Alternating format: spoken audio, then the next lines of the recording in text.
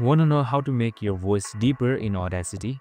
Well, no worries. In this video, I'm going to show you an easy step-by-step guide on how you can do it. It's super simple and under a minute, so let's get straight to it. Now, first things first, simply open up your Audacity application, and once you're there, just simply hit towards File, select Import and import any audio that you want. Now, you can just simply double-click to select the entire audio, or just simply drag your audio through the timeline. So once you've found the section of your audio that you want to change, or you want your voice to be deepened, just simply hit towards Effect right here and then select Pitch and Tempo. Now once you're there, simply hit towards Change Pitch right here.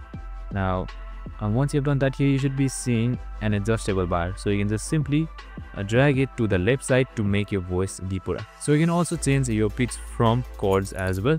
So you can see from G, you can change it to any other deeper chords and much more. And that's it. Once you're done, just simply select Apply and you're good to go. Now after that is done, you should also be seeing your waveform changing. And that's it. I hope this video helped. If it did, make sure to like, subscribe and tune in with us for more of these videos. See you in the next one.